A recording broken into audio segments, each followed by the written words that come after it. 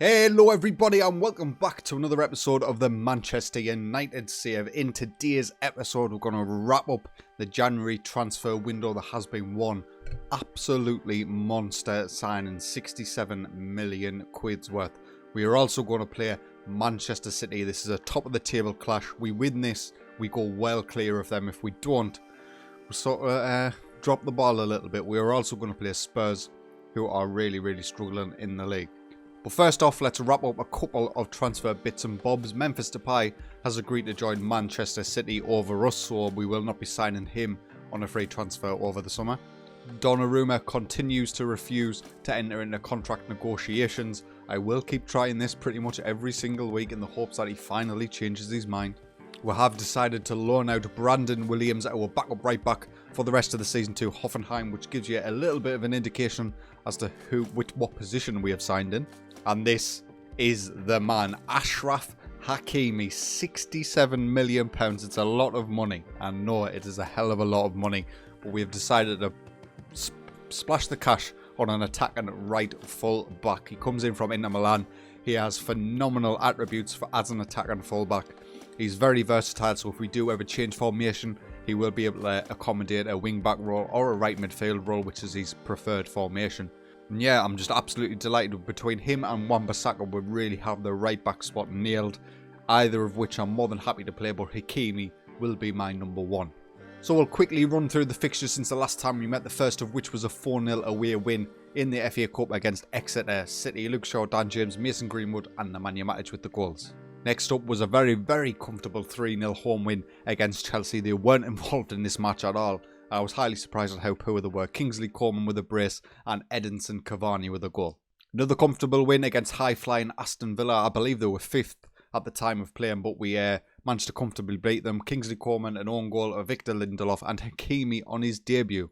Next up was a 6-0 home win in the FA Cup against Brighton. Martial, Coman, Cavani, Coman, Greenwood and Telles. And finally was a comfortable 4-1 away. Well, not comfortable actually. This was a very tight game and could have gone either way depending on who was more clinical, but that proved to be us in this instance. Fernandes, Greenwood, Telles and Dan James with the goals for us. Rodrigo with the goal for them. And that sees the Premier League table looking like this. We currently sit top of the league, level on points with Manchester City, which is why today's game is so huge. We do have a game in hand. So if we were to get beat, it wouldn't be the end of the world, but we want to maintain our unbeaten league form.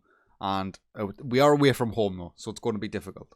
So this is going to be the lineup for today's game. Harry Maguire has been missing a lot of matches now, but he is back full fitness. The recommended is 75 minutes of action. I am going to give him the start as it is such an important game, but we've got Lindelof on the bench should he be needed. David De Gea, Hakimi, Felipe and Telles complete the defence. Bentancur and Paul Pogba in the centre of the park with Coman, Rashford, Fernandes playing in behind Edinson Cavani. Doesn't look like there's been any major signings in the Manchester City first 11, so let's get the kick-off and see how we get on. Away from home, it's going to be rough, but if we can get a point out of this game, I think we will be very comfortable favourites for the title. A very quiet opening first 20 minutes, but we do eventually get our first highlight. Hakimi's ball isn't great, and Manchester City regain possession. Fernandinho tries to spread the play to that left-hand side, but Hakimi covers it well. Kingsley Coman picks up the ball. And hopefully this is the start of a bit of a build-up for us. But although this is looking dodgy, Bentancur gives the ball away to Kevin De Bruyne and he feeds to Raheem Sterling. I'll be very disappointed if we concede from this. Sergio Aguero, David De Gea is on hand to save us and save Bentancur. We're not really being in this game at all. I've come off the attacking team mentality, something a little bit more balanced, hoping we can regain a little bit more possession and get some forward impetus. Our corner is cleared by the Manchester City defence. Kingsley Coman is going to be the first there though. He goes past his man. Can he get past the second? He gets the... I mean, why are you shooting from that area? I thought this had gone. I read that had gone. It hasn't gone. And there's the end of a pretty dull first half. Looking at the stats, Manchester City have been by far the better side. But the score remains at 0-0, which is fine by us. And we'll see how the second half goes. There's another corner for us 3 minutes in at the second half. Harry Maguire heads off the crossbar. Our two wingers in Marcus Rashford and Kingsley Coman aren't having the greatest of games, so we're going to get on Anthony Martial and Mason Greenwood to replace them two. See if the two substitutes can cause the Manchester City defence a few more problems than the other two did. Now, I'm not sure if this is a highlight, Or is it just as a result of us making a substitution? Kingsley Coman's still on the pitch. So we'll stick with it. You never know. We might end up regretting some of our substitutions here. Kingsley Coman drives through the centre, finds Paul Pogba. Ooh, Marcus Rashford, he gets over the top. He's by the byline. He goes for goal. It's a save by Edison. Oh, Cavani was there. Oh, it's going to be a Manchester City attack. Sergio Aguero goes for goal and shoots wide. 20 minutes to go in this one then. Alex Telles with the ball on the left. Pogba to Bentancur. I mean, we'll look a little bit static, particularly in the midfield areas. Hopefully it doesn't cause us too many problems in terms of losing position.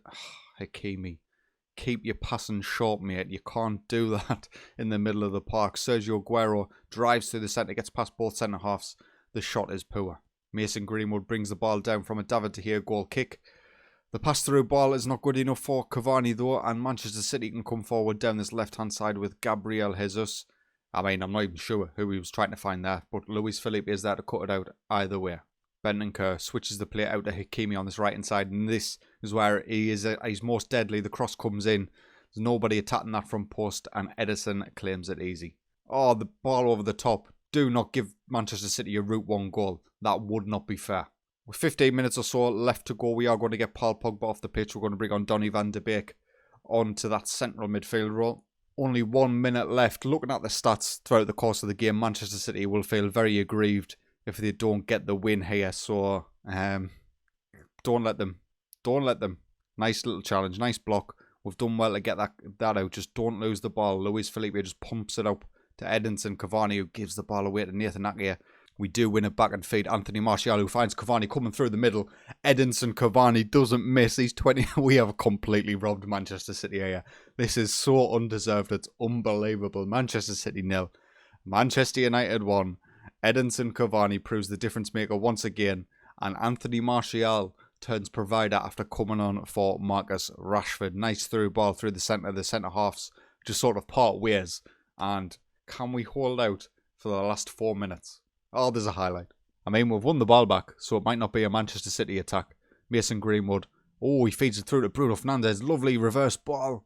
And he goes wide. Time is ticking away, ladies and gentlemen. And we have just robbed Manchester City, which puts us 6 points clear from Man City with a game in hand, I believe. Oh, 3 points clear. What am I talking about? We're level on points. Whatever. We could potentially be 6 points clear of them if we do win that game in hand. Liverpool look a little bit too far behind at this stage of the season to be realistically mounting a challenge. You never know, we could drop a lot of points. But I don't see it. We've played a lot of the big teams already twice. We've got Spurs coming up next though, which could prove to be difficult, although they are having a terrible, terrible season. They're currently sitting 15th place. Jose Mourinho is still manager. He hasn't been sacked quite yet. But let's get to that game. We're out with the transfer window and see how we get on against Spurs. One last transfer thing before the January transfer window ends. Jesse Lingard has joined Napoli for £7 million. He had agreed a pre-contract deal, so I thought I'd try and cash in now, see if they would actually be willing to buy him now, and they are. So we've got a little bit of money for him, better than losing him on a free. Couple of changes to the starting 11 for the Spurs. Martial and Mason Greenwood come in for Kingsley Coman and Marcus Rashford, who didn't perform particularly well against Manchester City. So we'll see if Martial and Mason Greenwood can stake their claim. Doesn't look like any major signings for Spurs. Obviously, got Gareth Bale playing. Be interesting to see how they're playing in terms of formation. Maybe a 5-back with the likes of, what's his face, Matt Doherty and stuff. Oh no, they're playing a 4-3-3. Pretty standard. We'll see how we get on. Obviously struggling Spurs, so I'm hoping for a comfortable 3 points, but you never quite know with Football Manager.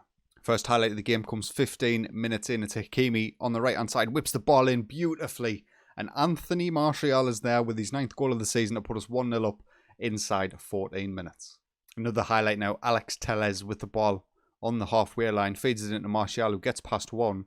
He's getting stood up by the right-back though, so he finds Alex Telles on the byline.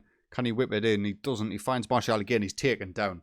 And that's not a tight call at all. Doherty took out Martial. We have got ourselves a penalty. It'll be Bruno Fernandes will be the man who ends up stepping up for it. But they're going to go through VAR anyway. Penalty review. It is a penalty. Thank you very much. Come on, Fernandes. Put it into the back of the net and beat Hugo Lloris and put us 2-0 up inside 30 minutes. He does so. He's our set-piece specialist. We don't need to worry about that. His 6th goal of the season gives us a comfortable 2-0 lead. 42 minutes gone and we have ourselves another highlight. Spurs giving the ball away sloppily to our defenders, meaning we can pounce on the counter. Anthony Martial is involved in a lot of our attacking plays so far this game. Mason Greenwood on the edge, back to Pogba, who goes for goal. It would have been spectacular if that had went in. And there we are, half-time, Manchester United 2, Spurs 0. Comfortable so far, exactly what we were hoping for. We'll kick off for the second half and see how our boys continue playing. Bruno Fernandes with a corner. Maguire's there from post OP. Harry Maguire gets his, what is it? Oh, is there a debate? Anthony Martial might have just been fractionally offside. Are you joking? Do not do this to me. Goal has been disallowed. How was Martial offside? Was he even involved in the play? Oh, that was ridiculous. 48 minutes gone. Bentancur switches the play to Hakimi on this right-hand side. Don't shoot, mate. It's not your speciality. Looking at our players, I'm going to get Bruno Fernandes off the pitch. We'll bring on Donny van den Beek. We're going to put Paul Pogba in the attack midfield role and put Donny back in that central midfield role. See how they perform there. That's one of the things about this formation. I don't really get the best out of Paul Pogba. You know, he's not a playmaker in there. He's just a workhorse.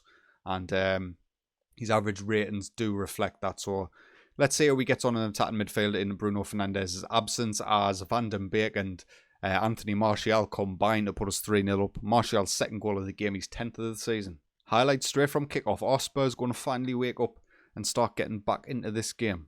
No, they're not. Sissoko gives the ball away to Hakimi with an absolutely terrible pass. And Anthony Martial's once again involved in the play. Gets past Doherty, gets past Sanchez. And there's going to be another VAR penalty call. Here we go. Checking the penalty review. I think it was. Penalty has been awarded. Anthony Martial is going to step up to get his hat-trick. And why game? Why is that still up so I can't actually see the penalty being taken? I watched the replay this time for a penalty, even though I usually wouldn't, just to actually see how it went in. Martial straight through the middle. Hugo Lloris goes the wrong way. Manchester United 4, Tottenham Hotspur 0. Alex Telles with a free kick, 20 minutes to go, plays it in. It's cleared by Spurs. And Bergwijn, is he going to get there? He's not. Hakimi will be the first man to the ball. We work it inside. Paul Pogba on the edge of the box finds Mason Greenwood. That was a beautiful strike, and what a save by Hugo Lloris to at least keep this score semi-respectable. We do get a corner though. Van der Beek plays it in. It's cleared by Spurs. Probably going to make a couple of more substitutions after this highlight. Spurs finally coming forward with the Bergwijn, but again, that final ball to get the ball rolling in terms of an attack is always poor by them, and we're able to capitalise pretty much every time as Anthony Martial comes down that right-hand side.